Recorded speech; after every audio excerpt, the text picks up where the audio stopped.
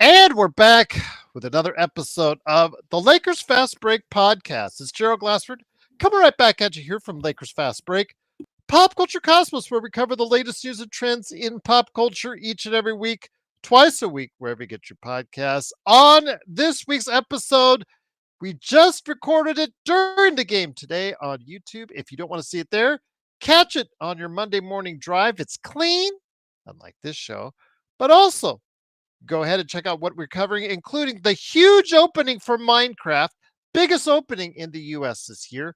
Plus, also as well, news galore at CinemaCon. Xbox is thriving, and what's going on with the Nintendo Switch 2? We cover it all right there for you on the latest pop culture cosmos. Indeed. Plus, also as well, John Costa is not here today, but he sends along his warm greetings. Please go ahead and support him at Lakers Corner and Clutch Talk.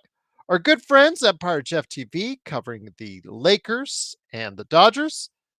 Daniel Berry Sports Highlights. Yo! Also as well, the Lakerholics crew, half of which was here earlier today with Michael. Big shout out to him. Aloha!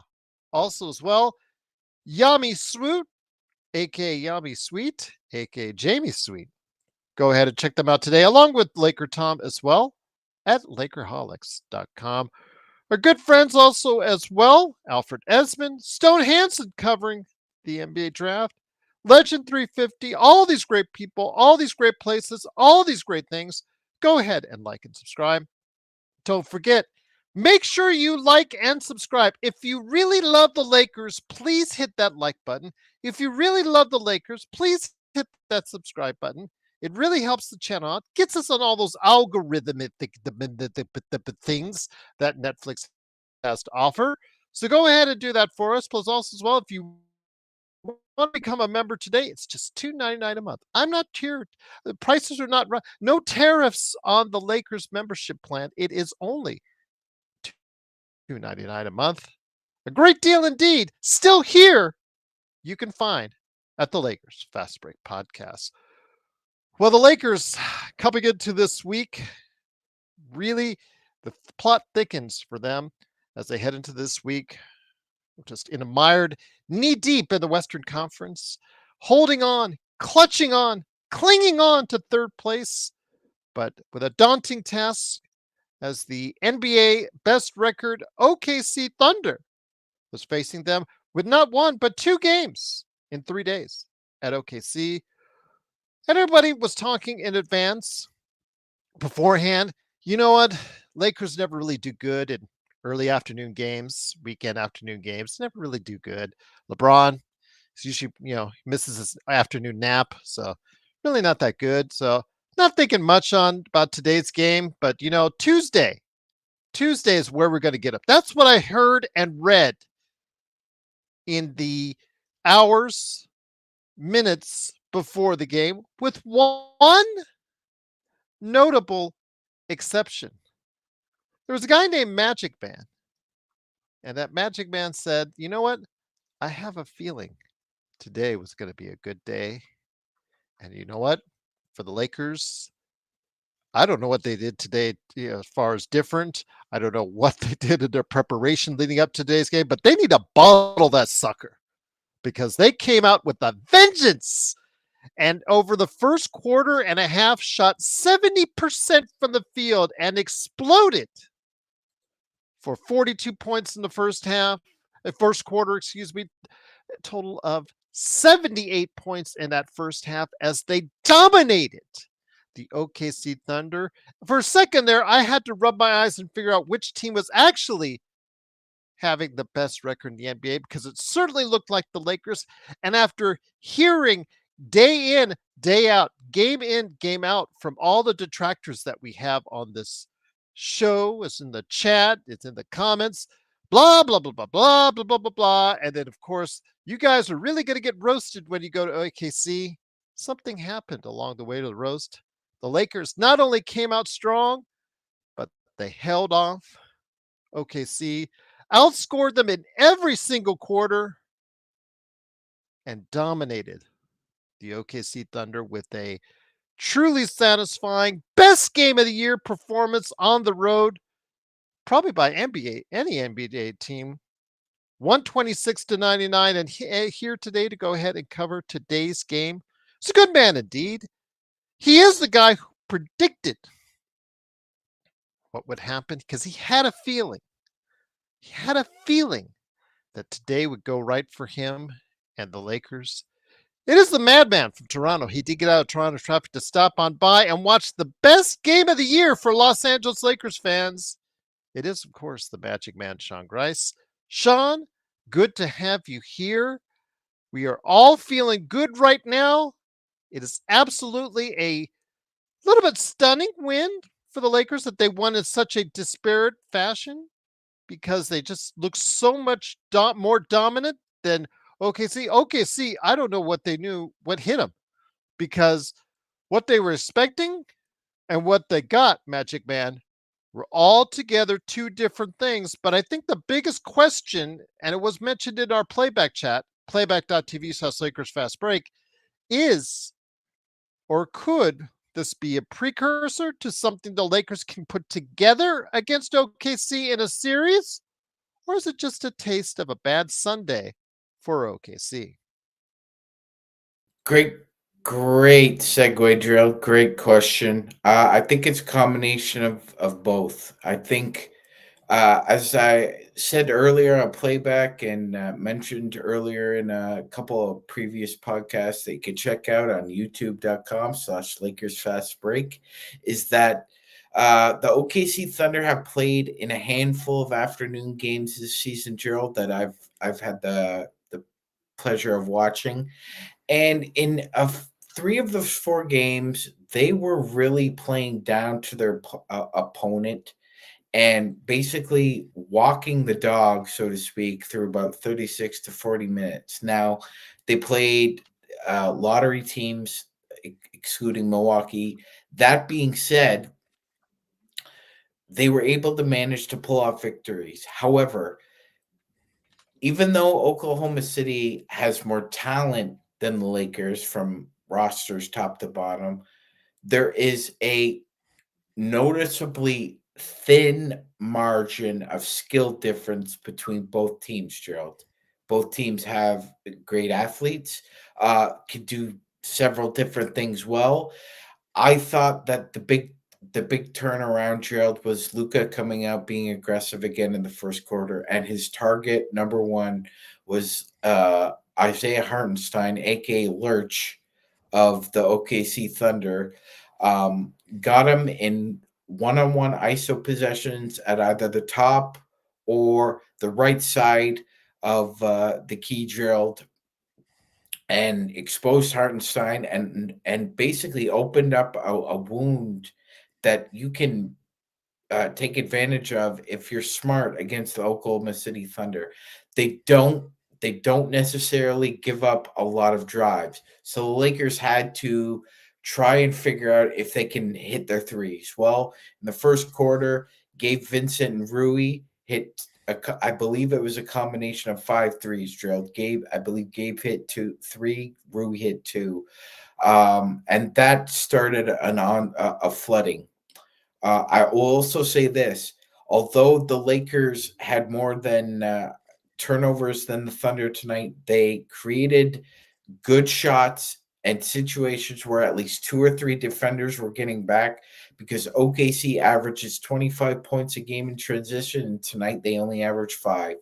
So kudos to the Lakers and JJ Redick for coming up with a great game plan. It was putting Isaiah Hartenstein and Chet Holmgren in compromising positions at the top of the floor with your ball handlers and trying to either find guys open in the corner or making the extra pass to get a good shot. The Lakers did excellent work tonight offensively. I don't know who Dan and that goofy guy is. I'm assuming you're talking about Dan, the Lakers fan. I don't listen to him, don't watch him unless he invites me to his show. I really don't. Only when he got kicked out by YouTube did I actually even worry about that him at that time. Goofy guy. I don't know who the goofy guy is. We have a lot of goofy guys here on the show, Sean. So that covers a lot broad basis. But I'm going to give no joker. Since playback won't allow me to look that far back, I'm going to say no joker in your conversations with him before I turned it on. Go ahead, give him no joker some credit too. So you guys were the only ones that predicted this game for the Lakers. So props to you both. It is, of course, the Lakers fast break. It is, of course, Sean Grice with me. Joe Soro, he's in the chat, so he just needs to get his happy ass here. Come on, my friend. Unless you're on the Joe Soro experiment, which I'm sure he'll come up with later, talking about the Dodgers loss and the Lakers win. But for now, get on over here for the post game, Joe. Go ahead and rejoice in what we're talking about. The Lakers, you know how they got it done, Magic Man, today? Yes, the hot shooting in the first half. But I said at that time I was worried because a quarter and a half in, they're shooting at 70%. What would happen when those shooting percentages started to fall? What happened was, yes, the shooting percentage fell, but the Lakers' intensity in group defending remained. You saw a taste of what the Lakers did during that long winning streak, that long area where they became a dominant defensive team, like from January 15 to early March, mid March, what have you. They played collective defense like that time in Denver when they dominated as a group. Yeah, they don't have the man to man roster that OKC does, but they have it where it counts. And as long as you provide enough activity on the defensive end, like we saw with Vando today, and this is Vando's best game of the year by far. Somebody who we have constantly trashed on this show, someone who has the praise of both Empire Jeff and Jamie Sweet, and for today, they looked good at doing it. As of late, DFS, but mainly Vando, have really not looked good in recent weeks. This is what you need from Vando. This type of level of activity is what you need from Vando. It's what you need from this defense. In order for the Lakers to get to the promised land, they need to collectively keep it together on defense and be able to find a way to bottle that up, continue to put that out, and be able to get this job done so the Lakers can not only get third place, because second place is most likely unattainable, third place in the Western Conference, and a good, strong run ahead. Absolutely, Gerald. Absolutely, because that OKC does have a myriad of secondary scoring that they're capable of exploiting, and the Lakers did a great job of bottling it up. One thing I noticed early on, Gerald, is that the Lakers forced SGA into a lot of possessions where he either had to pass off the ball or he had to take a three. And Gerald, he doesn't like taking threes. He makes them at a decent clip and he can get hot just like any other player. But as you and I both know, Gerald, that is not his game. His Mhm. game is dribble drive. Let me get my layups. Let me get to the line about 10 to 14 times a game. And let's try and slow the game down from my perspective, because when I draw two or three defenders within the paint, it opens up everything else for guys like Isaiah Joe, Alex Caruso, Jalen Williams, Hartenstein, Holmgren. He picks and chooses. But the Lakers did a great job of also helping off rotations, especially Rui Hashimura, Gerald. I thought Rui took it upon himself to have the onus that I'm going to keep SGA in front of me as much as I can. I'm not going to be the victim of the Matador defense. And he wasn't tonight. Rui kept solid in front of SGA. He really did a great job on him. I thought Austin Reeves and Luka Doncic, other than a few possessions here and there, both were great help defenders. I have to applaud Vando. I agree, and Joe said it as well. Joe made the observation that that was probably not only Gerald saying Vando's best game, that was the best game we've seen him block out on offensive rebounds and make it very hard for Hartenstein and Holmgren and whoever was their small forward at the time, make it difficult for them to get rebounds. And we, even though they are the bigger team. The Lakers played longer today and were able to make those hustle plays more And so they than the group Thunder. crash the boards. They crash the boards as a group, which is when you're undersized or don't have a dominant rebounder, is what you need to do, Magic Man. Absolutely, Gerald. 100%. Great observation. Absolutely, indeed. But once again, it is the Lakers winning 126-99. They are now 48-30 on the season, still in third place in the Western Conference. Yeah, Magic Man, there's still 3 losses back in the Western Conference with, I believe, 4 games left in the regular season. So I don't think they will get second place. Let's just put second place out of the picture. The thing is right now staving off the Nuggets and the Warriors right now for third place in the Western Conference, plus that gaggle of teams at 46-32, because there's 3 right now that are just 2 games behind us. So Tuesday is going to be important. I think if the Lakers can some amazingly get out of this 2-0, I don't think so. They're going to split most likely because OKC will probably ticked off about how they played today. But they have to win 3 out of their next 4. If they win 3 out of the next 4, I think that puts them very solid for that third position because the tiebreakers alone. What can it really gives me pause for some not concern, but pause for some reflection on how good this team can be. I'm not going to say that the favorites or watch out for them or anything like that. I'll just say this: the best record against as far as Western Conference teams against Western Conference teams is the OKC Thunder. But Magic Man, just a game behind after today's victory, are the Los Angeles Lakers. Keep that in mind, guys, when we head into the Western Conference playoffs. That's impressive, Gerald. That's yeah, obviously that tells you that OKC is obviously getting up for the, the steel on steel opponents, but they're also willing to drag the dregs of the NBA through the mud.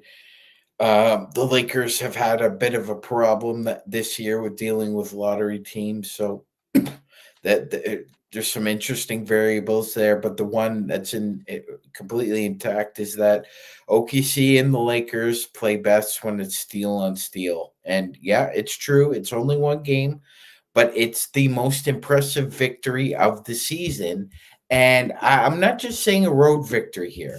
I'm saying this is the most impressive victory in the NBA this season based on 2 reasons. One, all year, the Oklahoma City Thunder have only lost 6 games at home. 6 games. And before tonight, the largest margin of victory for them, or loss, excuse me, was Milwaukee, Gerald, by 15. The Lakers nearly doubled that tonight with the shooting onslaught that they unleashed. Um, the Lakers at one point were shooting 65% from the field, Gerald, 60% from 3, and almost 90% from the free throw line. OKC does not give up that kind of efficiency this year. Despite the loss, Milwaukee only put up 97 points against OKC. The Lakers put up 127 in their home burn. This is the most impressive victory of the season. Now, it doesn't impress Joe Soro to say it's the most impressive victory of the season. He just conceded it's the most impressive road victory of the season because that's the kind of guy Joe is. However, Gerald, this is the most impressive victory of the year in the NBA so far. I think it is as well. Again, you do not have to think how Joe thinks because if you did, that's pretty scary. And I'll Um, just say Joe, I'm trying to insult enough to where he actually will finally come on stage, but oh, he said he'll be here in a little bit. So, yes, it doesn't he's on impress the him at can all. Yeah, he's on the because he's on can. the can. Yeah, he's on the can. There you go. He's commenting from the can. Spoken like a true Joe indeed. But once again, it is, of course, the Lakers fast break. The Lakers win 126-99.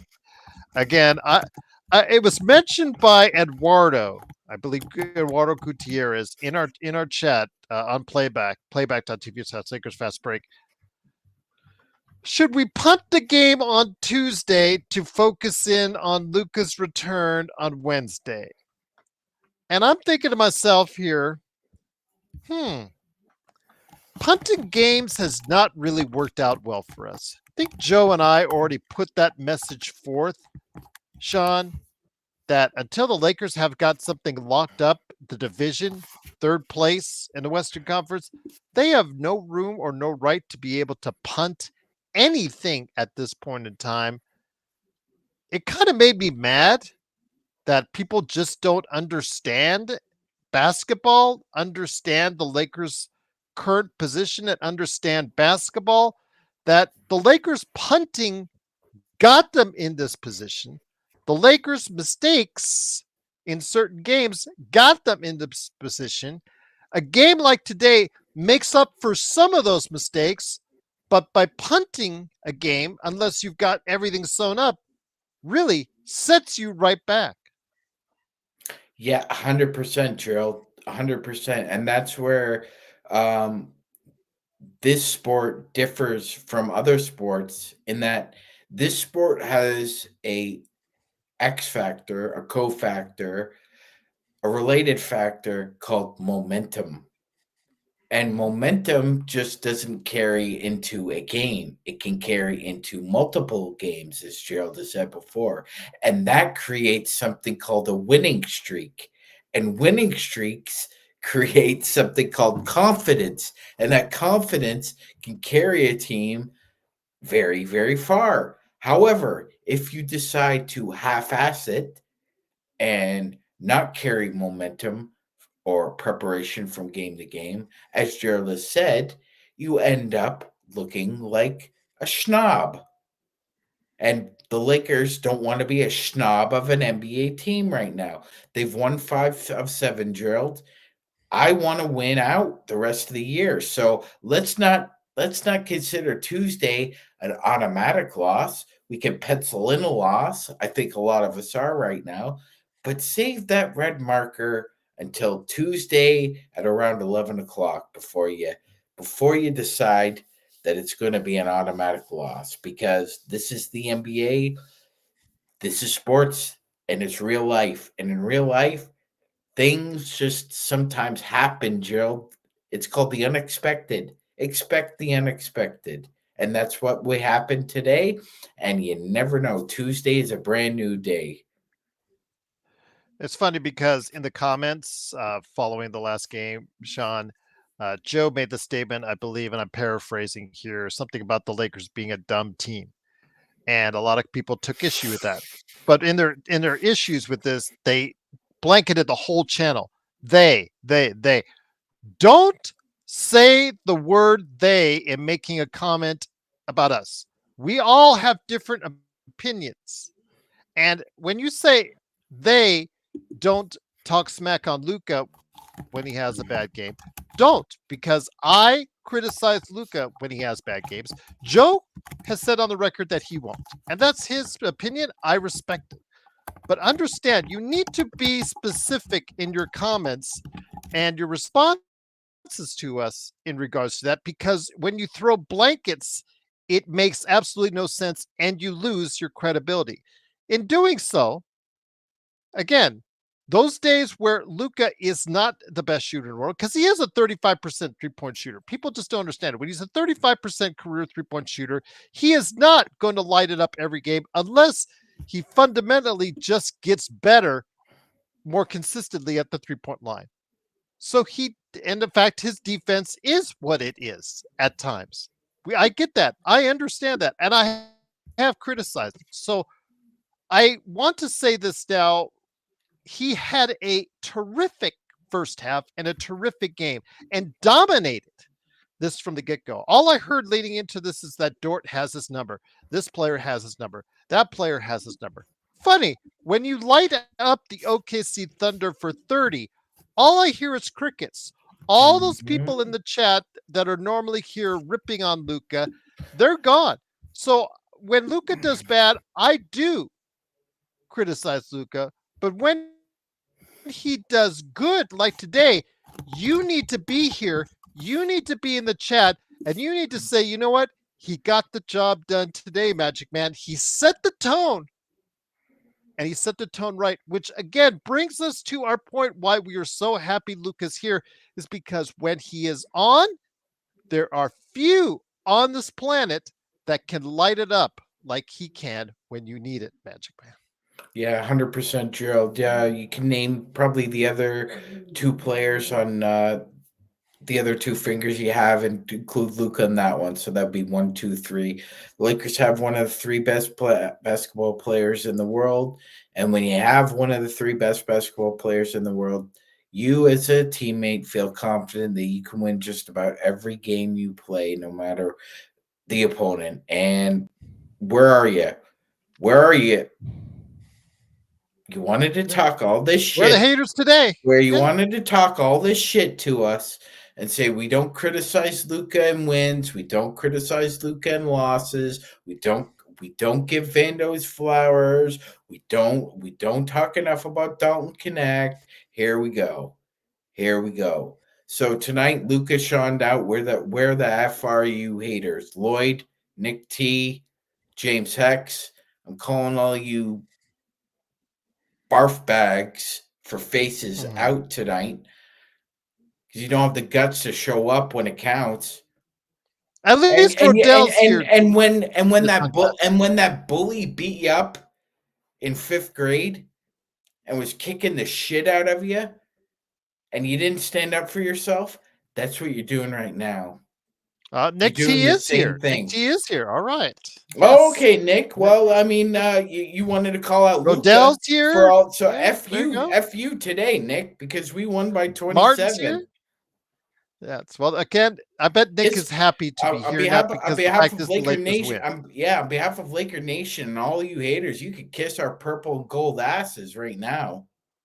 We're not celebrating at all, Jay. We're building upon it. We want to go ahead and do that. We want to go ahead and see more of it and see more consistency from it. So again, want to So use this as a building block going yeah, forward. so Jay, that's true what you just said. But you know what's also true, Jay? A champion named Dabo Sweeney always says, Gerald, enjoy the wins. Enjoy the wins because you never know when a loss is coming your way. So you have to enjoy the wins. And also, as well, Jay, you got to understand, we receive hundreds of comments from all over the world on a regular basis, on a weekly basis, in the chat, after the show ends, through emails, what have you. And we receive And comments from letters, all by over the the way. world. Gerald, I got my first letter in the mail from one of our Oh, well, that's what veterans. I wanted to talk to you about. So that's there you go. Absolutely. Yeah. Someone took the time and day to do that. No, no, And I no, and you know, we'll no. just say that, and again, so you did. So, Yeah, we'll it's it discuss is that it more is on the first it is the first sign, in my view, of celebrity. there you go. That's what happens when they start sending you letters. That's when you know. I was reading. I was reading. I was like, "Wow, It's this it is my it's first an letter." it's it yeah, but wouldn't you know, Joe, it was an incoherent mess, Oh, and it's just absolutely. like a But it was written by a third grader who just came with a run-on sentence, just decided to go ahead, it looked like something like a hostage letter. So, yeah, it was just come on. First of all, that's your best. Again, that's disappointing. We've got an email, LakersFastBreak@yahoo.com. Use that because you are not going to get any of our time of our day by doing what you did. And I'll leave it at that. LakersFastBreak@yahoo.com is the address you need to use going forward. Uh, and I'll leave it at that. But we'll be talking to our legal representatives here I swear, in the not too I distant future, swear and to I'll leave it God, at if that. anybody sends Joe Soro another Ted Kaczynski like package or letter, you're gonna be hearing from me, not from him or his lawyers or his legal team. I will Well, Magic, find we you. both I will received it. find you, and I will We do both things just to you received. that you wish you never thought of. Well, there you go. Absolutely. I much appreciate that. And indeed. But once again, it is the Lakers fast break. 126-99. And here today to go ahead and talk about today's game is a good man indeed. He is the host of the Joe Soro Experiment, where he'll be talking about the Dodgers' loss today, Blake Snell going to the DL, plus the Lakers win, and then also as well, of course, don't forget his game, Corrupt on Steam, Coreupt on Steam, and his company, Simblades, Simblades with Y.com. It is Joe Soro. Joe, good to have you here. Really, just an impressive victory by all accounts. The Lakers, they came ready to rock and roll. My question is, what did it take so long to go ahead for them to put something like this together after? I really think that punting of the game in Milwaukee set them on a bad path. I'm really glad that for today, they at least found it together.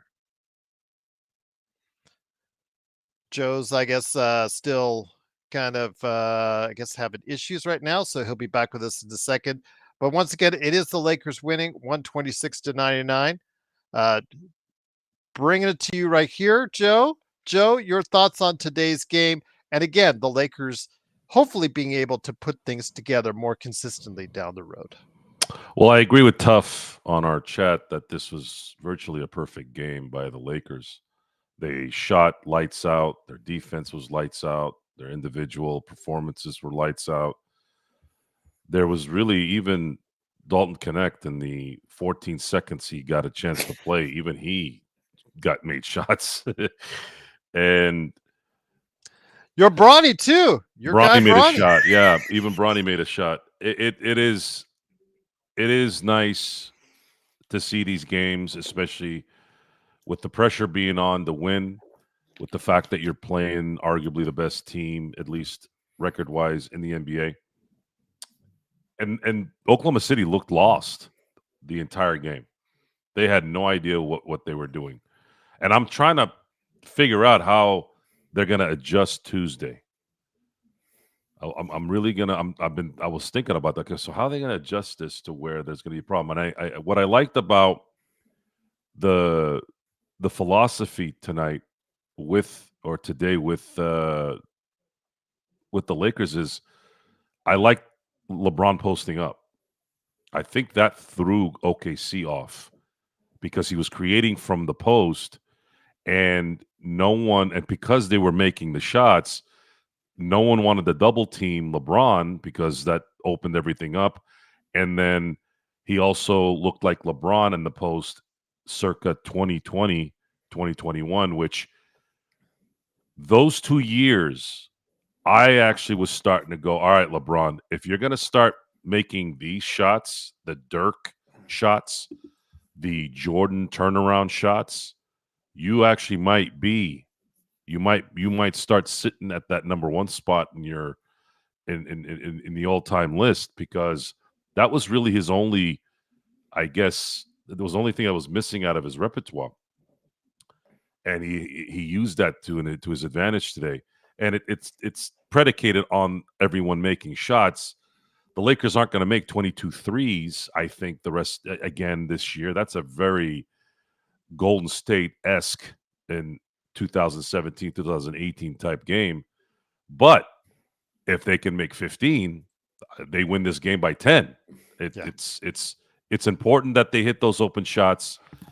And every team in the NBA, when you hit your open shots, you are likely going to win that game. And the Lakers were extremely impressive tonight. Luka,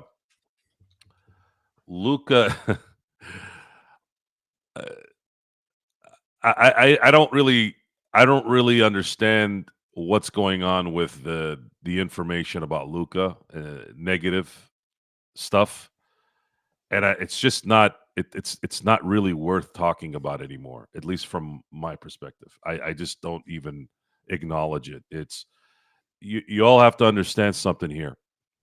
The ones that don't.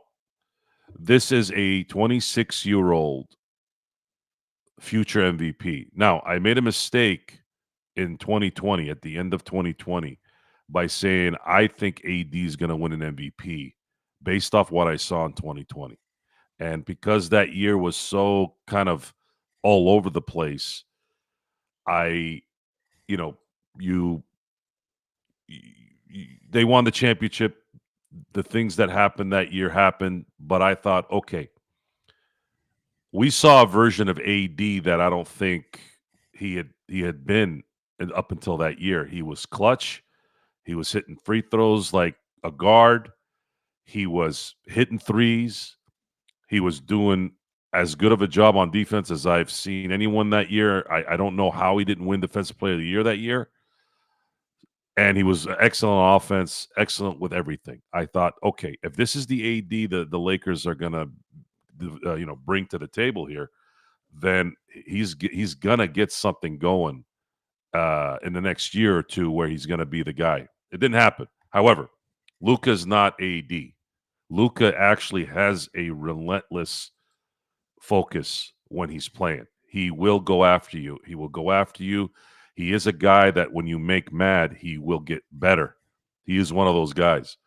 And all Luka has to do is play 75 games and be a top 2 seed, and he's going to win an MVP in a Laker uniform.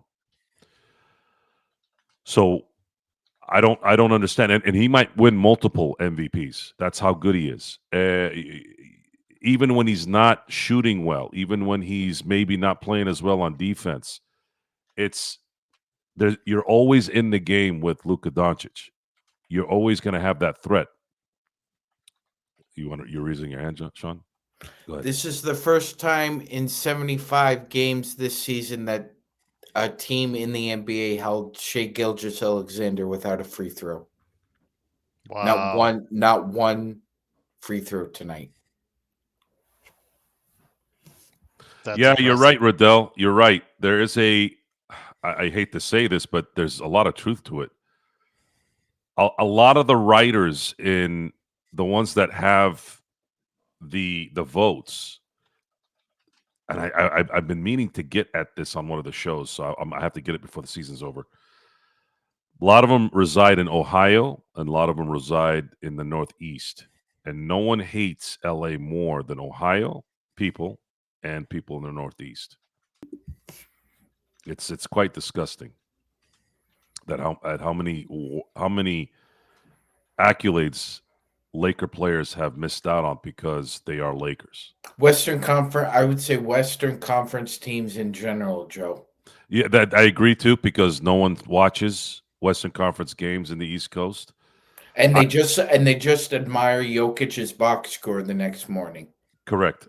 There is well, I someone who's doing a 30-point a game triple double. I don't know. That's kind of hard to not pay attention to. That's my view. But the Lakers have been a bipolar team. They have been not a very smart team in a lot of these games. Today, I don't know what happened today. I don't know if it was just they were all in the zone. I don't know if maybe they said it's time for us to start really getting our act together. We're going to wait it out here. We'll see. We'll see how it plays out. We have 4 more. The Lakers have 4 more games left. If they're competitive on Tuesday and they lose, I'll be pretty happy. However, I will expect them to finish the season out with wins. I think they can beat everyone left after that. And if they do that, it's very likely, based off this win, that they're going to solidify the 3rd seed. That's key. So tonight, Wednesday they'll go in motivated regardless. I don't care if it's a back-to-back or whatnot. They want to win it for Luka in Dallas. I agree. I agree. I agree that they will go into Dallas, and I agree that Luka will be playing a little bit extra there. And tonight, if Denver loses and Golden State loses, it's all but done. It's all but done that the Lakers are likely going to stay at the 3 if they just lose one more game the rest of the way. Yeah. That's how this plays out. And I think that's a good thing. I would have liked to have the 2, but who they play in the first round will understand if that was the right call. I am not ashamed in saying that for this team to have a legitimate chance at winning a championship, they're probably going to need an easy opponent in round 1 and 2. When I say easy, I'm talking about not a team that can drain them out into a 7-game series in the first 2 rounds. Let me ask you this. But let me ask you this: the Lakerholics earlier today, Jamie Sweet and Michael Heinrich. Aloha to my friend in Hawaii. Truly appreciate them hanging out earlier today on the pregame. They were talking about how they fear the Clippers with what they have, and again, they're a decent team on the defensive side of the ball. Offensively, they're kind of limited in their options, but they do have Norman Powell, of course, Harden, of course, what's going on with Bogdanovich, and then, of course, Kawhi. He's not been the Kawhi of old, but he's been the Kawhi out there, which in some cases has been still a good thing for them. Your thoughts? Again, I still prefer that as my first round matchup, Joe, or a second round matchup because of the fact that they are in LA all games during that series. I still think that they match up very well there outside of the Zubats angle, which again, you cannot let him dominate on the boards. But be that as it may, I still think against the Clippers probably would still be the best option for the Lakers at this time.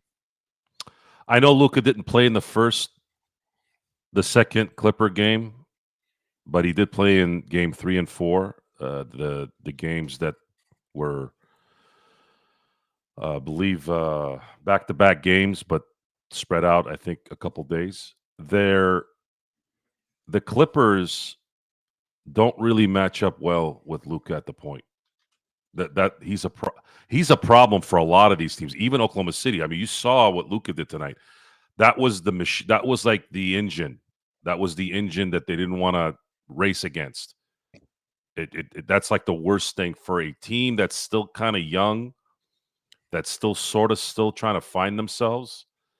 You don't want somebody like Luka making shots to start a game because he doesn't stop. These are the things that we got used to when Kobe played, and we didn't have a forum to talk. Not everybody had the technology back in 2000 to do this, what we're doing here. Or it was there, but it's not as prominent as it is now.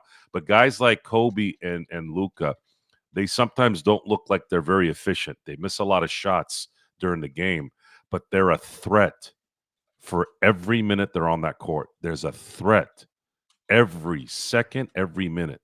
And it's in a lot of ways, especially in today's game, it's even worse with Luka. You're on mute, Sean. I got you. Go ahead, Sean. It's the you can't relax factor, Joe. Yes. And it's worse in today's game and philosophy of the NBA when you have a ball handling wizard. You can't stop like thinking because he's going to do a step back, hit a 3 from 27 feet, and it's a layup to him.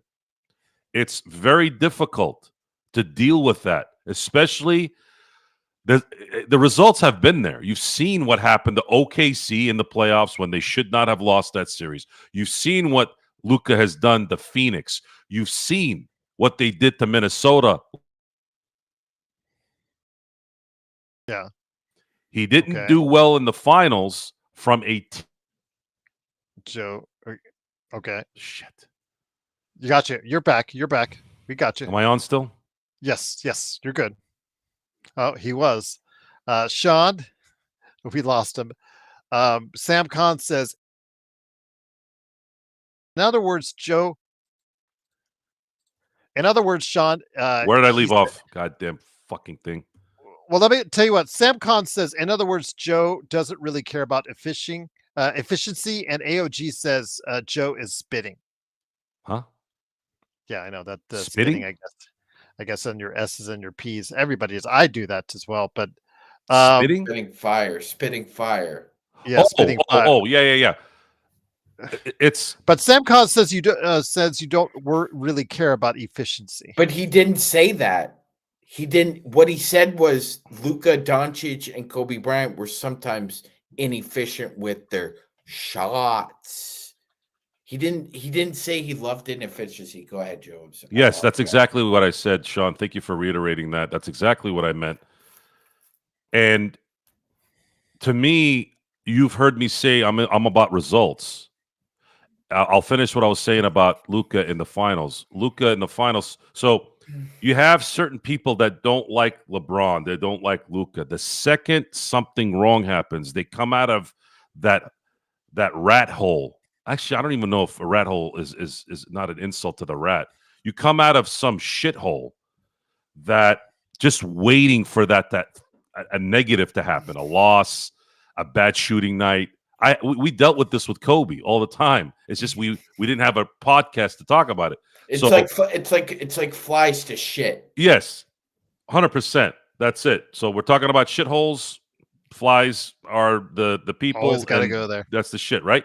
So here we This are. show goes to shit all the time. We have to then waste time saying that, oh, you don't like Luka. Oh, see, look what he did. And then when Luka has a bad game, it's then the return serve on that. It's such a waste of time to talk about it. This guy is the best point guard in the NBA, in my view. He's the best point guard, without a doubt. And my dogs agree with you, by the way, Joe. Thank you. I don't know your dog's name, but thank you, dog. Charlie. Charlie, thank you, Charlie. And this is just the beginning. This is a 3-month process that was unexpected. Wait till Luka finally has a team assembled to fit his skills.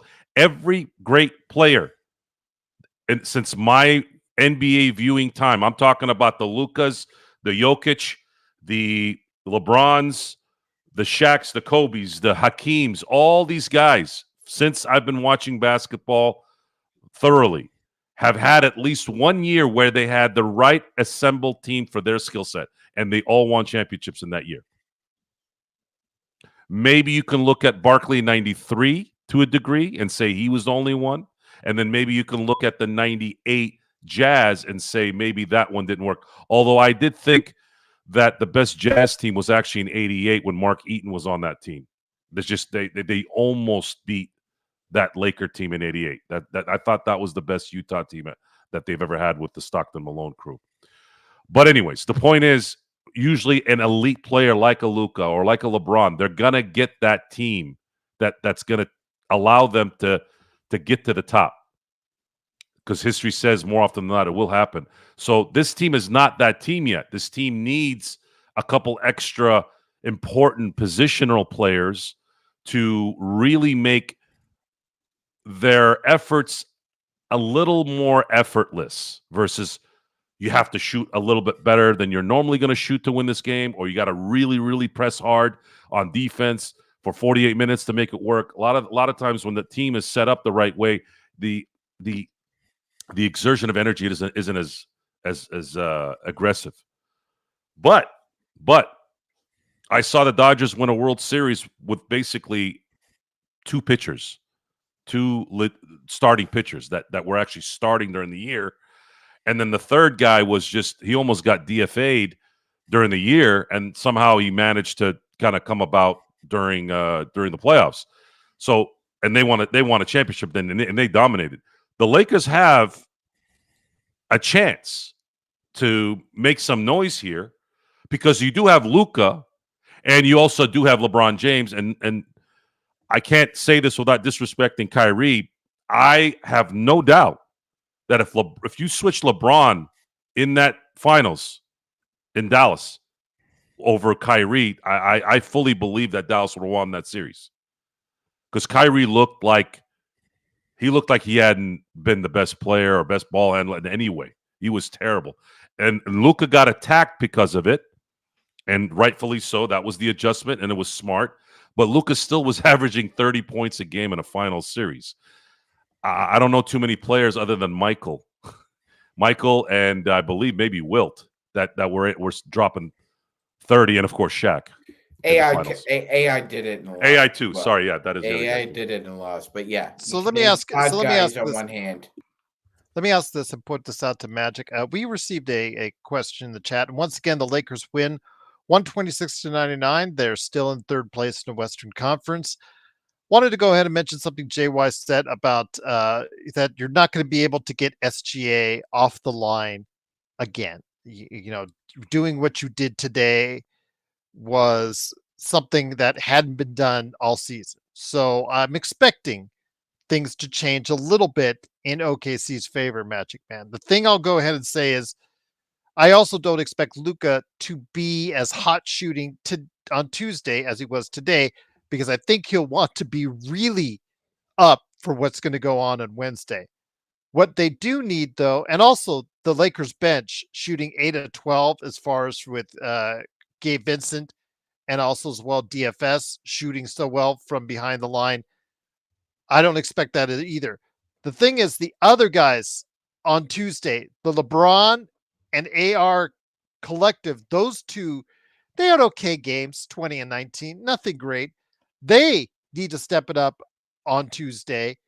Rui has to step it up on Tuesday. So the guys who didn't step up today, although they did all play collectively well on defense, those guys need to step up, because I'm not expecting the same type of games from the bench or from Luca on Tuesday, especially Luca, because I have a feeling he'll want to go off for 90 on Wednesday, Magic Man. I'm Yeah, kidding about the 90, but uh, you get my drift on that. He uh, really wants to. He's really looking at that Wednesday game. 100%, Gerald. But I will say this: I thought Austin Reeves exemplified the purpose, intent, and efficiency that the Lakers had tonight. In one sequence, he didn't even touch the ball, but his ass hit the deck, and he drew an offensive foul on the OKC Yes. Thunder. And then the very next possession, Luca made a cognizant effort to make sure that Austin got the ball, and he made a layup, Gerald. So, yes, we're going to need more from the stat sheet from Austin on Tuesday if we're going to get another victory in OKC, 100%. And LeBron needs to be a little bit more, I would say, discriminatory about where he gets his shots next time around, because I don't think OKC is going to play two traditional bigs as much as they did tonight, Gerald. When Holmgren and Hartenstein were on the floor, Gerald, the Lakers were at plus 25. So there is no way on earth that Mark Dagnall is going to go play that traditional big lineup again. They're going to have to go small, and we're going to see SGA attack the paint and try and get his free throws. I will say this, so Gerald, he did have opportunities here and there to try and get free throws, but once he got by a Laker, Gerald, and there was an open seam, it seemed like there was a conscious effort not to foul him at the line, because he loves those and ones. And the OKC live off momentum when SGA gets and ones at the free throw line. So he did get layups. He just didn't accentuate it with free throws tonight. The Lakers lived with SGA, if he did blow by them, that they were going to live with a 2 and not a 3-point opportunity. Absolutely. So again, the Lakers win 126-99, a very definitive win over Oklahoma City. But again, I expect OKC to come back on Tuesday to give the Lakers a game. Whether or not the Lakers are going to meet that same in kind, we'll have to wait and see, because again, they may be gearing up for Wednesday, because I know as a team, they'll probably want to really go ahead and make a statement against Dallas on Wednesday in the thank you Nico game. And then also as well finish out the season strong so they can get second place. But Joe, what will it tell you if the Lakers actually go ahead and pull off that second victory on Tuesday in Oklahoma City, Joe? You'll start to get the Luka chance that when it comes down to diffusing a top tier team, Luka tends to be the diffuser, even though he's supposed to be a lower seed. I think it'll get into Oklahoma City's brain a little bit. There'll be a lot of talk about, man, are these guys again going to be a unfulfilled 1 seed? And that's a good thing. That's a good thing, because I'm still picking them to go to the Western Conference Finals. And if the Lakers face them, and if the Lakers can get past the first and second round to face them in the Western Conference Finals, that'll really start, the pressure will start to accumulate there even. And someone had commented, I think it was Stainless, about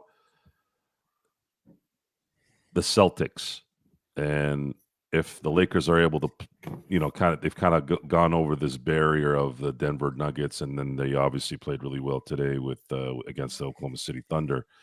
There is a difference. There is a major difference with the Celtics versus those two teams. The Celtics can make shots, much like how the Lakers made shots today, more consistently. Mm-hmm. And they have two perimeter, legitimate two-way in their primes and stars at the guard positions, which in a guard-centric league for guys who can shoot and play defense, that is a huge asset. And they have very, very, very good veterans behind them and a good coach. The way to defeat the Celtics, though, is to do what LeBron and Luka do, and that is attack the basket, be a threat to the basket as well as on the perimeter. The Celtics, I still say this, and I know it's easy to say it after the fact, but when LeBron got hurt, the Lakers made a comeback in that late in that fourth quarter, and they were only down 4. If they had made a couple more shots, they might have tied the game. There is a matchup issue. There is a matchup issue that the Celtics would have to deal with Luka at full tilt. And if the Lakers shoot well, they have a problem. They have to, because if the guys are shooting well now, if you start throwing the ball down the post with LeBron and you have Luka kind of hovering around, that's how you bust and make those teams work a little bit harder, and it's a problem. Today was a really good example of that. I thought JJ did an excellent job implementing that today. Geez, so used to night games, and it made a difference that they were on skates. Oklahoma City were on skates. I'm curious to see how Oklahoma adjusts to this. Also, I am not impressed with Chet Holmgren yet. To me, he's like a worse version of Anthony Edwards in terms of the hype behind him without the execution of the hype. And Hartenstein, I didn't even know he was playing half the time. And you put a lot of money in Hartenstein to be that guy, and you have Chet Holmgren, who's supposed to be number 2 next to Wemby. And right now he's looking like Keith Van Horn next to Tim Duncan. It's not in any way a guy that's going to be at least a 1B to the Wemby 1A for the next 10 years. I am not impressed with his game. I am not impressed with the way he operates. I am not impressed with his physicality. He looked like he was hurt today, by the way. It might be just the way he moves, but he looked like he was hurting, and he might be hurting. Maybe he's playing through it. And I commend him for that, because at some point he's always hurt. Maybe he's trying to get through it. Go ahead, Sean. No, I mean, Joe, Houston punched OKC in the mouth last. Joe, this is the second time all year they've lost 2 in a row. Okay. Yeah, that's another tip of the cap. It is. If the Lakers beat them Tuesday, and by the way, I don't think Tuesday's game has any bearing on Wednesday's game. The Lakers are not in any position to not worry about winning on Tuesday so that they can be fresh for Wednesday. No one gives a 2 shits about Dallas. I know Luka does, but you have to put the fear of God in Oklahoma City. You're not going to see Dallas in a week. You're not going to see him until next year. So I don't really give 2 shits about Dallas. You might be seeing OKC in a month. You never know. We made a pact. At least I made a pact to myself. I have not said the word Dallas until just now for a while, because I really don't give a shit about Dallas. I don't care. I don't care what they did wrong or right or what any of those people are doing. Well, all I know is right now the Lakers are where they are, and we are playing back and forth on what this team is. And I'm crossing my fingers that they are the positive side once this season's over. I am over the regular season. Just solidify the 3rd seed and let's go. And I'll cross my fingers that they play the Clippers in the first round. because I truly believe that the less taxing activities outside the court that you can limit, the better chance they have at going all the way. This year, I did especially. I did verify that Rui and Jackson Hayes Rodell were out for that game, and yes, I believe Porzingis was as well. So again, let's get to that point, to the finals first before we start talking about the Celtics. I want to talk about really right now what's up ahead for the Lakers. Again, 4 games left.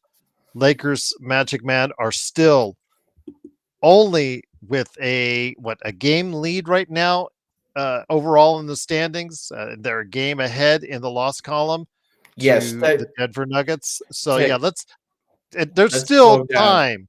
Yeah, there's still games that need to be played, Magic Man. And again, they need to go 3-1. If they go 3-1, I think they've got the 3rd seed sewn up, Sean.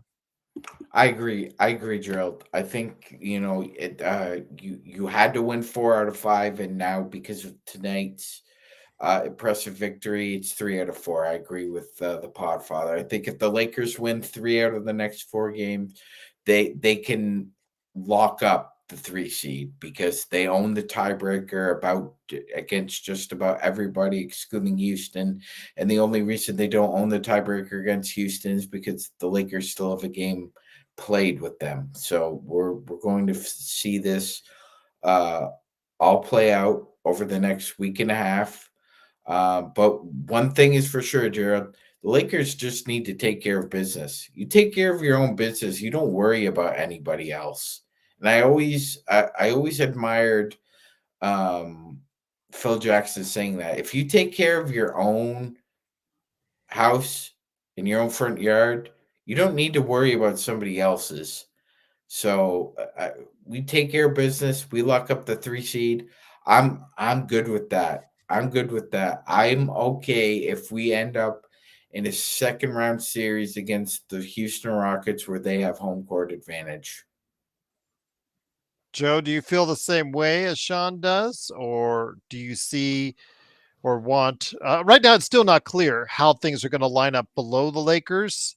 But as long as there's a lot of teams below the Lakers, aka them still in 3rd place in the Western Conference, I'm feeling more satisfied about that.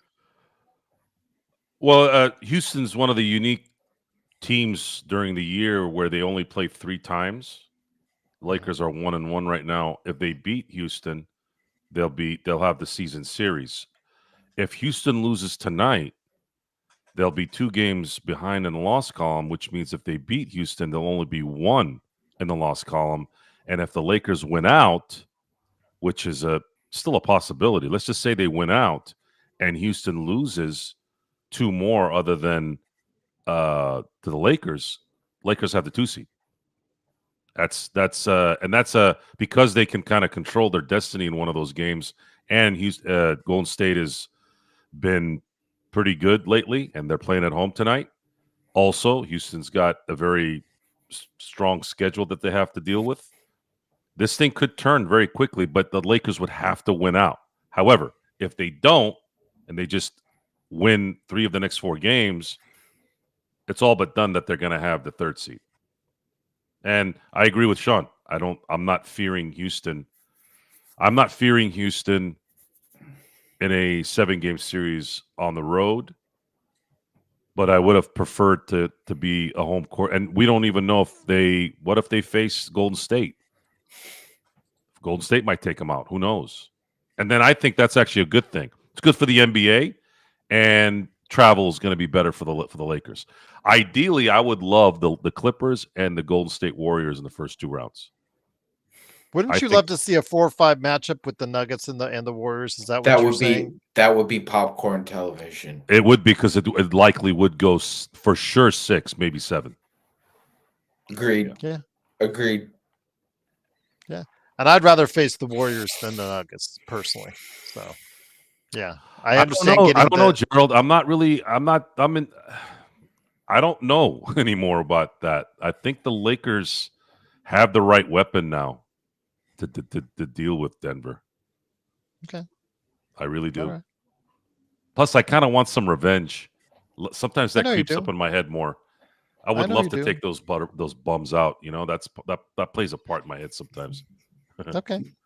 Fair enough. Fair enough. But we'll see what plays itself out as long as the Lakers can keep everyone else below them outside of Houston. But, again, if they win out and Houston somehow miraculously decides to go ahead and do a folding act, Magic Man, the size of which we've only seen since Duke, then again, the possibilities are there. But I'm not counting on it now. If it happens with 2 games left and we're like, okay, this is a possibility, let's discuss it then. I'm more about keeping third place for now and winning games out, and it starts Tuesday in the rematch against OKC. It does, Gerald. It does. This is another game on the schedule. It'll be game number 78, 79, excuse me. And you have to take care of business.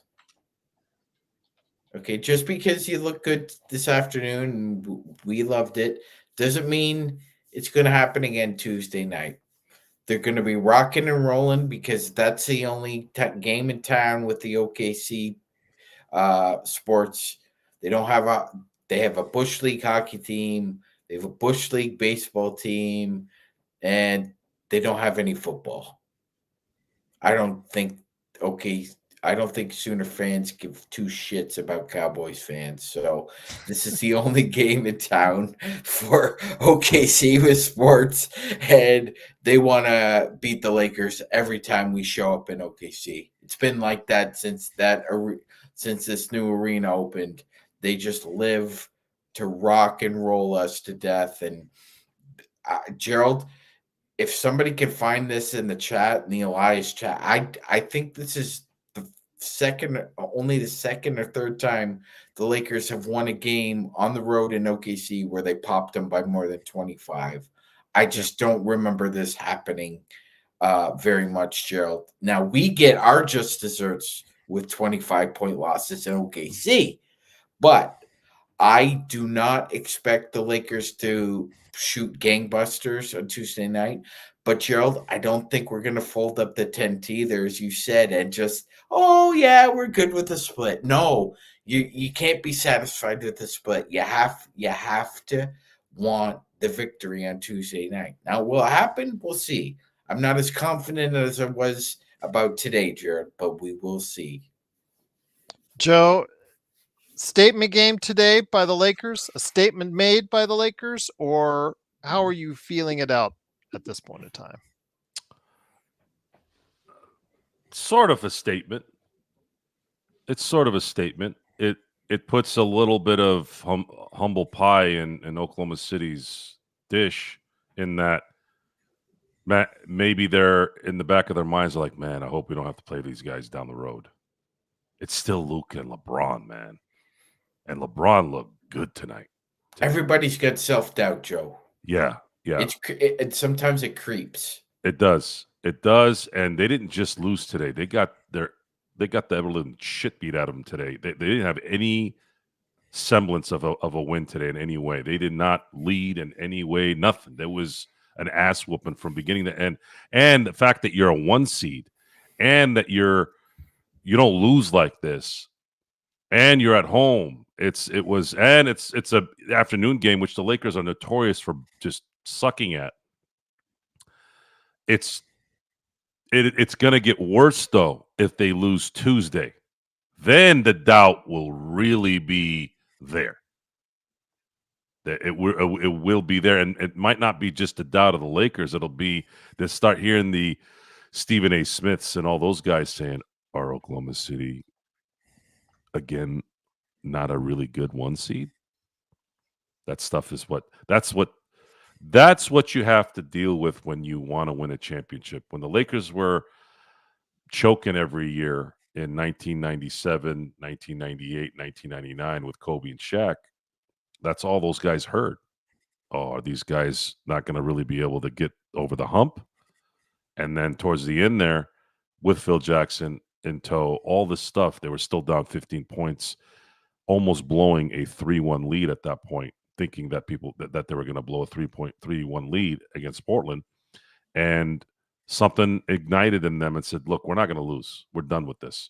And they end up coming back and winning. And set the stage for 3 straight championships. If they don't win that quarter, you could assume that they would have never won a championship. Really, I mean, you could. What they did the following year, which in my view is one of the greatest team performances I've ever seen, ever. I don't think that happens. I think people get traded. I honestly think there would have been a possibility where Kobe gets traded if they had lost in 2000. I mean, it's that quick, guys. It's that quick. And I'm not satisfied. I'm not angry. I'm not happy at the moment because this team kind of does have a habit of scaling back. And I'm just going to be patient at this point until the season's over, and then when the real season starts, then we can be probably a little bit more critical and a little bit more happy because winning a playoff game warrants excitement.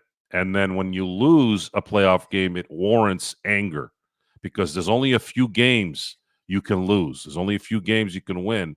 Every win matters. Every loss matters. So we're not going to be those guys who are like, how come you're cheering for them one day and then you tell them they're a bunch of bums the next day? Well, I'm calling them a bunch of bums because every time I start giving them props, they take half the team and they go sit them and have them go take a latte break for a game. I'm like, what are you doing? We were talking about that with Eduardo's comment, Magic and I earlier. What would you say or do? Because he suggested or he questioned if the Lakers were going to punt on Tuesday. And I'm like, they're in no position to punt any games as of now until they lock up that 3 seed, Joe. And Sam, that team was burnt out by the time they got to the Western Conference Finals and they got swept. And that team, in a lot of ways, was better in terms of certain positional areas, more balanced than this one is. To be fair, Joe also said that Eduardo should just be referred to as Wardo because Eduardo is Eddie is a cool name. Joe is correct, and you don't honor a cool name by saying something as stupid, as nonsensical as that. Yeah, I don't know if Eduardo has just came into the. I think I've seen him on here before. Oh, he's been here many times. Yeah, okay, well, maybe he's not paying attention to what we're saying. I am over this scaling back garbage. It's time to put the damn foot on the pedal and let's go. You just need to look at the Milwaukee game from earlier in March when Joe and I went on the air and battled everybody in the chat on that. Everybody in the chat.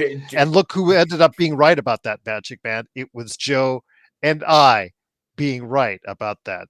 Everybody else in the chat, or many in the chat. I don't want to group. I don't want to blanket because, again, we don't like it when you guys blanket our opinions. So I won't blanket yours. But the majority of the chat that night was against us, Magic Man. And reason why, until you have things sewn up, Magic Man, it is not a time for the Lakers to rest or punt games. Yeah, 100%. Gerald and Joe were receiving a lot of peanut oil grease. A ton of grief for days. That night, for days. There was a lot of people feeling themselves after that particular night and giving Gerald and Joe grief that, quite frankly, they were trying to let people know to slow it down, please, until you see the whole house and not just the nice kitchen that looks nice on pictures on Instagram. Joe and Gerald were telling everybody to slow down. LeBron is understandable. I get that. I use the example of Hines Ward never practiced on Thursday. This is a guy that plays football and is the most physical receiver that ever played, at least in the modern era of football. Two-time champion, Super Bowl MVP, Steal a legend. There's common sense, guys. Common sense is a very important thing here. Context as well. I get if you need to scale back LeBron, a lot of miles there, but I will not accept ever a 26-year-old in his prime needing a day off. If he's injured, I get it. But if he's not injured, you cannot make that move. The one that always pops into my head, actually more than even the Chicago game, the Orlando game, is that damn Brooklyn game. They sat DFS. And that one pissed me off more than probably any of the other ones, 2 other than the points. Chicago All one. you needed, 2 Yeah. points. All you need, why would you remove the one guy that you have on the team that actually can play defense? Oh, you thought you could just roll over Brooklyn, right? You can never assume that. You can't ever assume that's a horrible way to look at things. If you have DFS on that team that day, you have a much better chance at likely winning that game because that guy can actually shoot the ball, number one, and he can play defense. So Joe grew up with parents who were very nice and very respectful, and I really didn't. My dad would let you know if you fucked up, you fucked up. And now Joe's parents would too, but usually that came with some kind of ampersand or saying or idiom because you were acting like a moron. And one of them that Joe was trying to describe is never assume, because when you assume, you make an ass out of you and me. Sorry, Joe, but I just well, I heard that same line from my football coach my freshman year in high school, and I was fortunate enough not only with having good parents. My parents, I always say, were the fairest people I've ever known because there was a lot of. my father was brutal. So, well, my dad was brutal when you really messed up. If you didn't mess up, he left you the hell alone. Same thing with my mom, and that was what I've always meant when I said my parents were fair. But man, if you screwed up, you were jacked. Don't screw up. And it was very clear. Like my parents weren't preachers. They didn't sit there and go, all right, Joe, I need you to do this. Like they figure it out. You're a grown ass man. You're 6 foot. Like I remember I used to hear you're the size of a building now. We're all here. We're down here now. You should be smarter than this, right? The other thing is I don't think I don't have a forum to give enough props to the people that taught at the elementary school I was at the junior high I was at the high school, and even college professors. I know professors in college get a lot of bad kind of juju from all the BS that's gone on in the country, but I can honestly tell you, I was probably one of the luckiest people out there, where the people who taught me, the people who were teachers, I had amazing people that were teaching me stuff all through those times.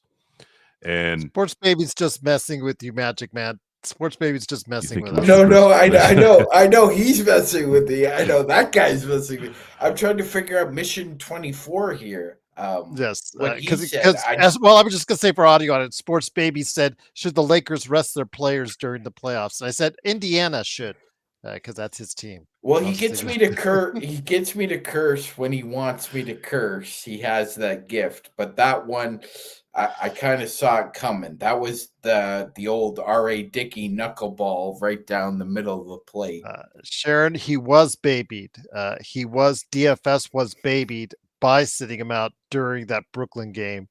So if you're saying that these guys are professionals and DFS is not the kind of player that wants to be baby, you have to reflect back to when he was babied, and the Lakers lost a game by 2 points in Brooklyn, and a game where he easily could have played. And I think Joe and I will just, I think we'll leave it at that, Joe. So again, I don't want to go back and forth with you, Sharon, because I really truly appreciate and value you being here. But yeah, it's just, if you're saying that these players don't want to be babied and then you take these games off, it's kind of I think it's kind of an oxymoron, is what I you're think saying. Sharon is describing. I think my interpretation of Sharon's dialoguing on this subject is, I think she's trying to find an eloquent way to explain why the Lakers manage their players' And I agree. availability. I thought I'm trying to give you the exception in the rule because it makes sense. You have LeBron James, who has more mileage than any player ever at this point.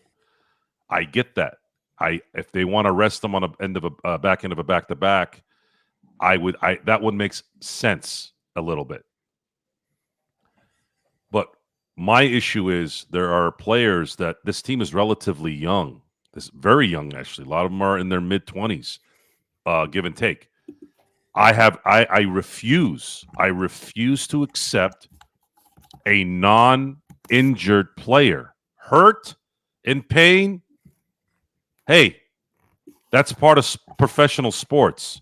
Unfortunately, I never had the ability to do what they do, but I would like to think that you're getting paid a lot of money to be available. If you're not injured, you should be playing, especially with the way the team is set up.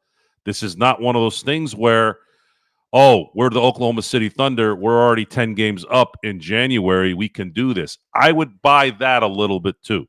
But even that is a scary proposition, because now are you going to rest up too much so that when you need to be hardened later, because none of these guys have won other than LeBron.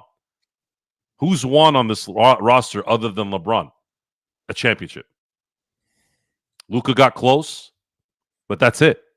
It's not it. These guys need to be hardened. And I'm not talking about James Harden either, by the way.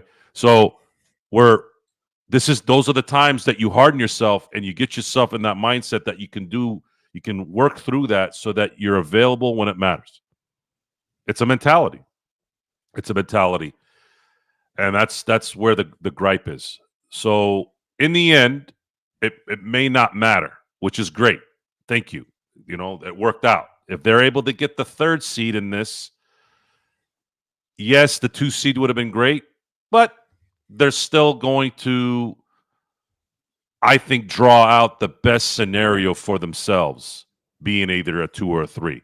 If it was the 4, it would have been difficult, because I would have, for sure, with the way things are playing out, they probably would have played Denver or Golden State, which is going to be a rough. It's going to be a rough first series to play versus playing those guys in the second round. That's what I feel. And then Oklahoma City, even though they look like crap today, they might still be a problem. And I'd rather face them when they've been kind of beat up a little bit, and then they got to deal with Luka, which Luka has a habit of pouncing on tired and mentally tired players. Yeah, I'll just say this, because you guys are going back and forth on the Brooklyn thing in the chat. He played against Boston 2 days before, so we'll just leave it at that. So again, because some people are going back and forth on trying to the range of motion issues, things of that nature, on why he couldn't play in that game against Brooklyn. And range of motion. I'll just What are say they pitching in baseball? Like, what the hell does that even mean? I just, again, don't make excuses. He played 2 days before. There was a day off, and they played Brooklyn the next, 2 days later. So yeah, no, that's not an excuse. Sorry, if he was injured, fine, but he was not injured. They sat him to rest him because it was Brooklyn, and Brooklyn beat your ass. And so if you want to do that, you want to risk that, you better damn well win. Otherwise, you should get criticized for it. Yeah. And then he played 3 days later in Milwaukee. He didn't play the next night in Denver.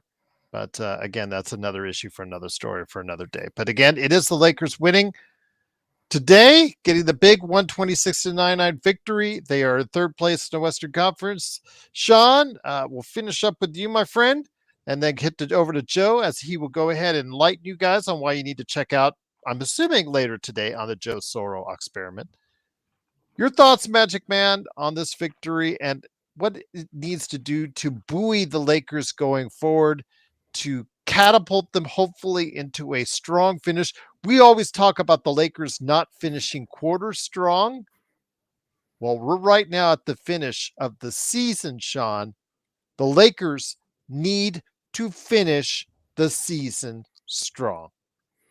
100%, Drill. And I'm not in any way, nor is LFB or Laker Nation calling Magic Man the Greg Kreskin.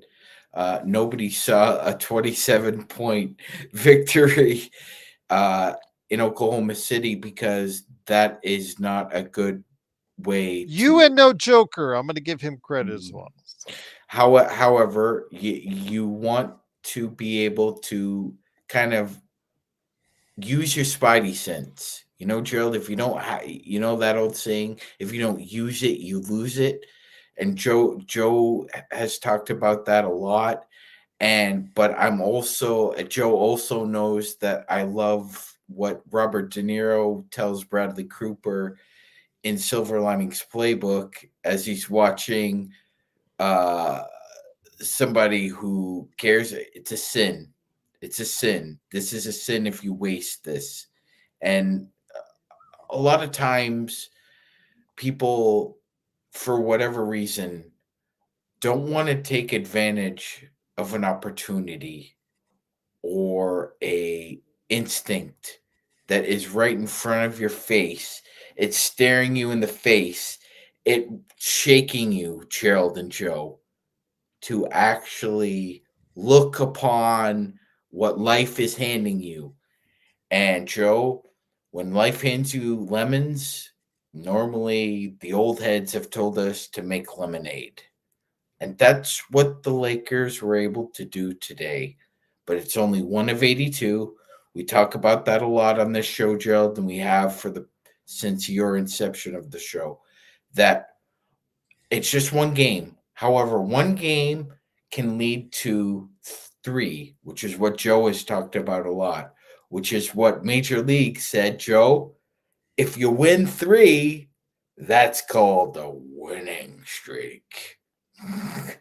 And usually winning streaks end up leading to either divisions or conferences, as Gerald has said, and it means that you're trying to create an organized structure of winning, or what Joe often says is bullshit for why people say the Miami culture or the Jimmy Johnson culture, or what Joe has often said Chuck Noll used to say is, you know, winning.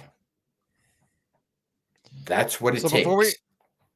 because that is definitely what it takes. Chuck Indeed, Noll it used to is. say, "If I have to motivate you, I'll fire you before I."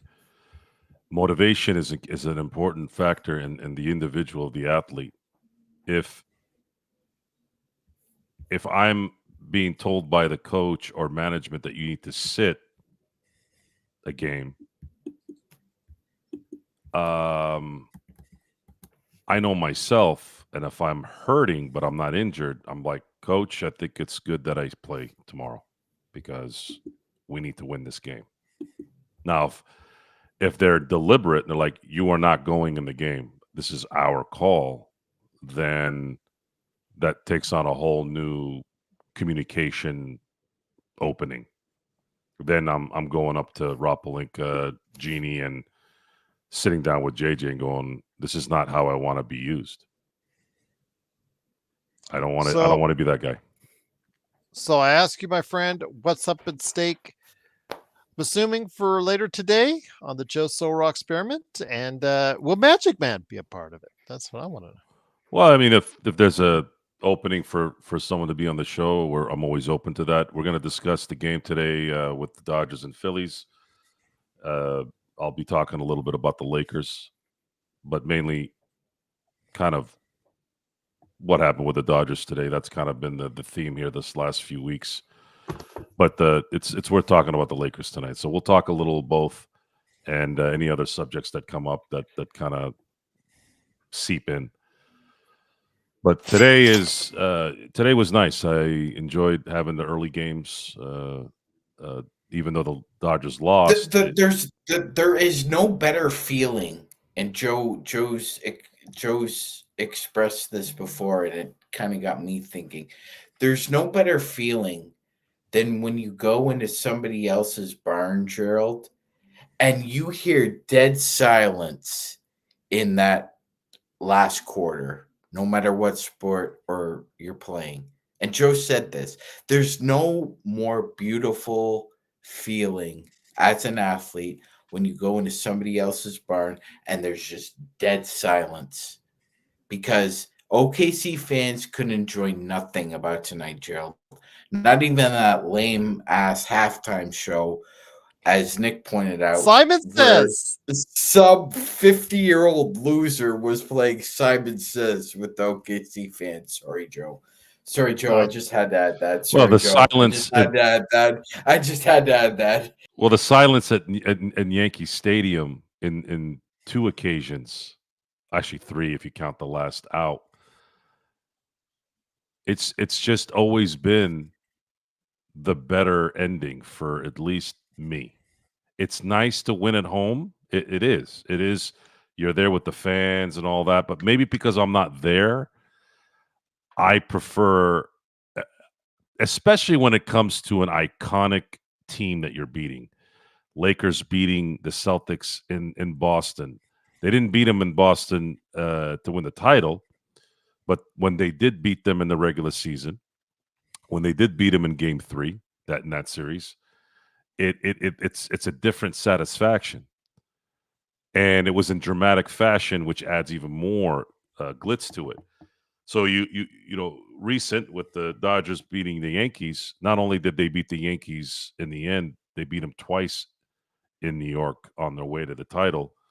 So the Yankees got a chance to silence themselves after all that, and really they deserved it. New York, I love New York, by the way. Love the city. I could stay there a couple months out of the year if I could. But I was actually pretty disappointed. They pulled a Utah or a Boston or even a Philly when Shohei hurt his arm. A lot of those guys were cheering when he got hurt. So I was pretty adamant, even more, that I wanted the Dodgers to whoop their ass and finish them off in New York. I wish it was the old Yankee Stadium, the one that Ruth built, because I wanted to say that. I'm like, Dodgers just whooped your ass in Ruth's building. But since it's been changed since. It's still Yankee Stadium, but it's not Ruth's Yankee Stadium. Nonetheless, silence by the opposition. And why was the 2001 team so special? Well, when you look back at that run, the Lakers punked every single team that year at home. And not only did they punk them at home, they punked, and this is the only good thing about this, because I think in a lot of ways it may not be exactly even, but it was pretty damn close. It would have been cool to have a 15-0 run, but the Lakers showed Philly after they booed Kobe at the All-Star game, which was actually before, but you know what I'm talking about. Yeah. You booed Kobe, and all Philly saw in that series was losses in every single game in that series. So winning on the court of your opponent, to me, is like going to somebody's house and telling them, now you can't leave. I'm not talking about the guy either. I'm talking about whoever the guy has there. I slowed down my roll a little bit on that one. I was contemplating whether I should say it. I almost went, well, now this is mine. No Limit 754. Thank you so much for the super chat. I have missed the playback sessions with you guys, but this win has given me so much hope for the future. Thank you all. And it should be. It should be. The Lakers have, in my view, I was wrong about AD being an MVP, but I'm not going to be wrong twice.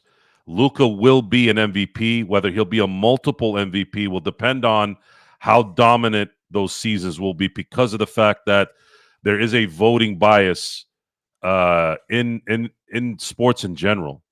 TJ Watt should have won 3. He should have won 3 Defensive Player of the Year awards.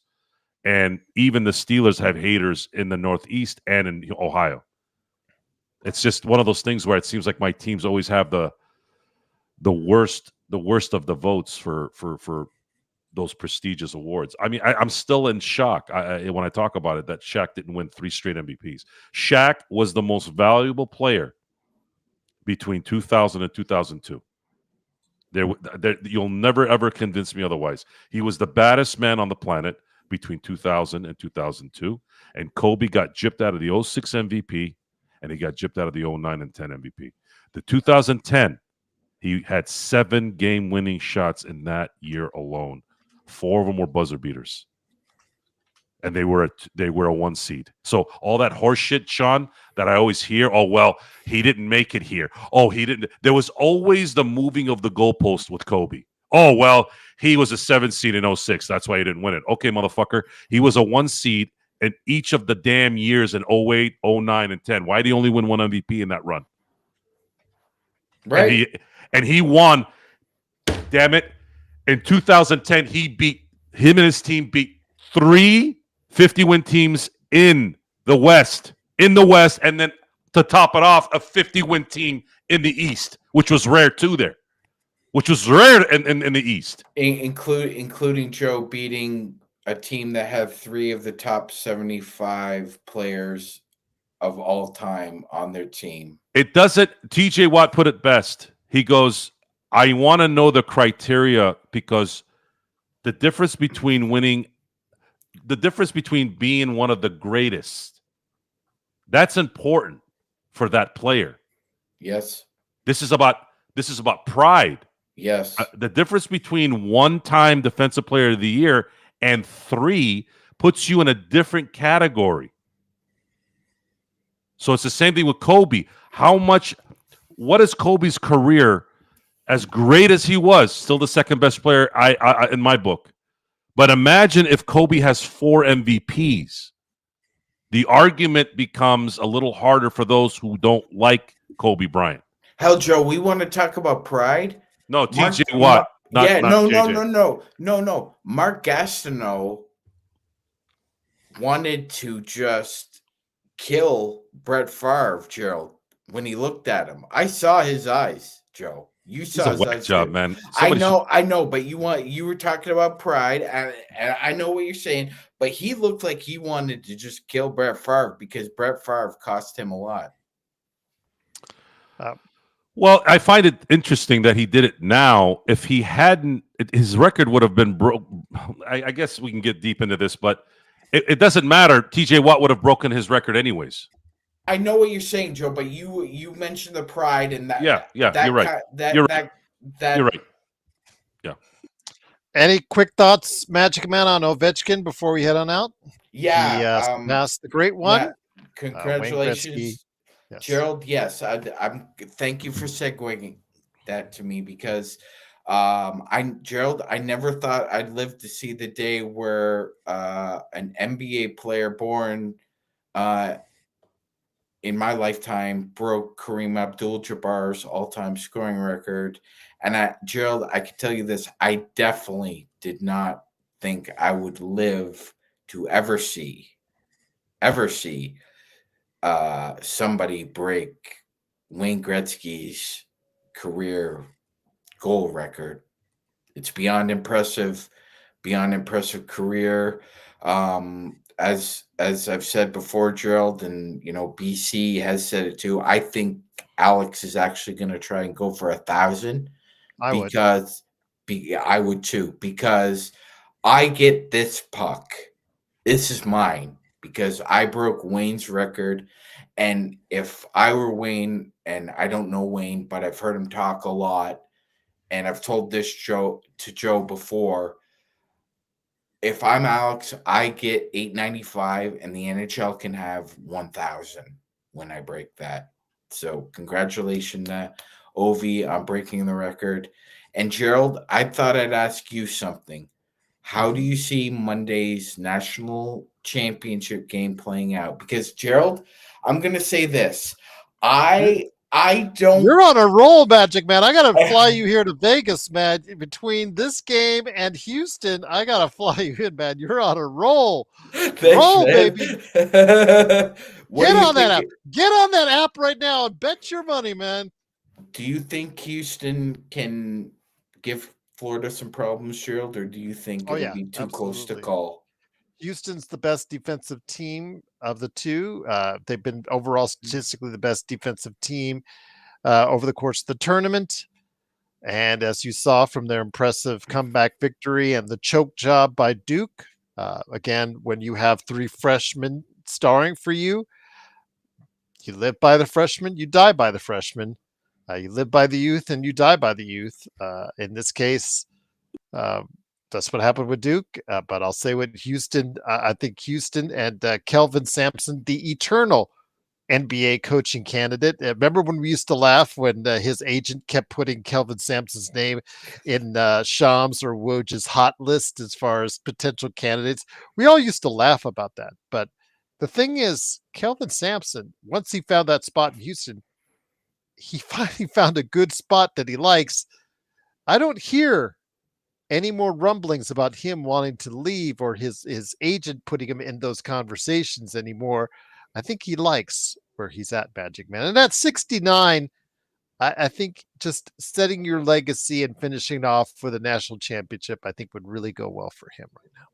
I agree, Gerald. Although I will say this: when Juwan Roberts swiped at that ball, and and Kelvin Sampson swung his knee around, I thought he was going to be physically sick. I really did.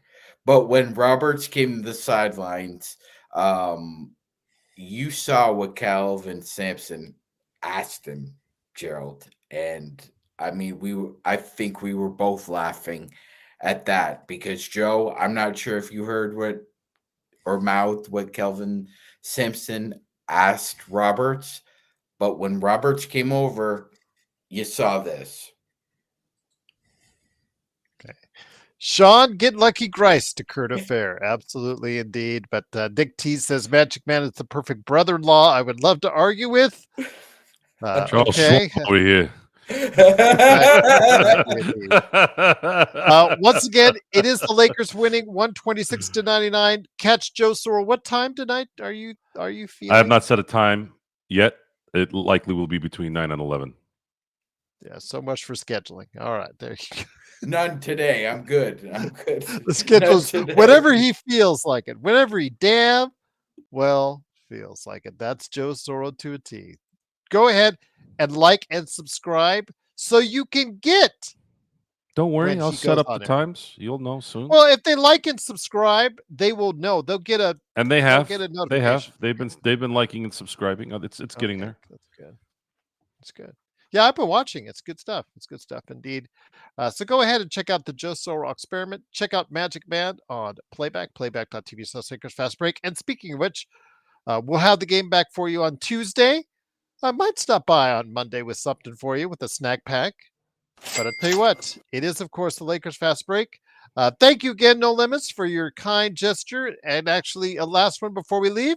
He says, do you guys think of LeBron, the Sporting Cast, get Luka a win in Dallas? Do you think it could bode well for the playoffs? Magic Man, I'll let you go ahead and finish that. Joe as well. Do you think if the Lakers make a statement win in Dallas in the Thank You Nico game, do you think that will bode well for us in the playoffs? I think Limits is asking, do we think it can springboard, Yes. Do you think you can use it Yeah. as a springboard, something for the impetus for a good playoff run? I think so. No Limits. I do. I don't. I understand what you're asking. I do think it can.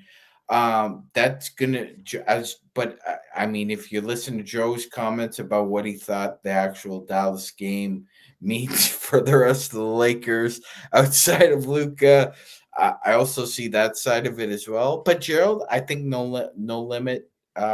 Yes, I do think it can lead to something. However, I think, as Joe said, Luka will have butterflies, but I think it'll pass within the first 5 to 6 minutes of the game.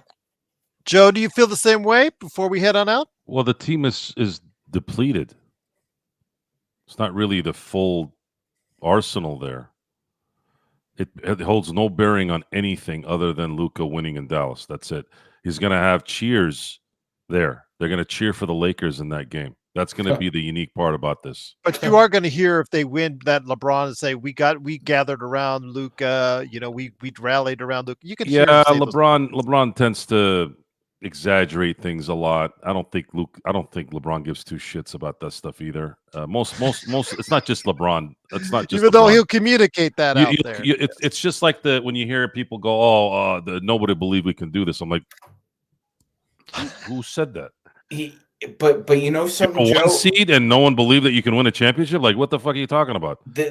But you know something, Joe. This is the one time, though, the one time that LeBron cannot relate to another athlete over this kind of situation because, quite frankly, Joe, LeBron has no empathy to go off here because he's never been traded. Luka has. So, I mean, Joe, this is the one situation I think where LeBron needs to shut the fuck up and just let Luka just play. Okay, we'll find out Tuesday and Wednesday as the Lakers play Good luck. Oklahoma City and back-to-back against Dallas in Dallas as well. But we hopefully will be back with a snack pack on Monday for you. Go ahead and check us out. If you haven't yet, please like and subscribe on your way out. Make sure you do the same for the Joe Soro experiment and help Magic Man out by stopping by our playback.tv/Lakers Fast Break live coverage of the game coming up on Tuesday. So go ahead and check that out there. Once again, we want to thank you so much for listening. No limits. Thank you for the super chats. Thank you for stopping by, and make sure you leave those comments as much as you can. Please be gentle. Please be kind. Don't throw blanket comments. Make sure you're specific to the individual that made the comments. That's all we ask. We don't ask for much, just your support and continued love from all of us right here at the Lakers Fast Break Podcast.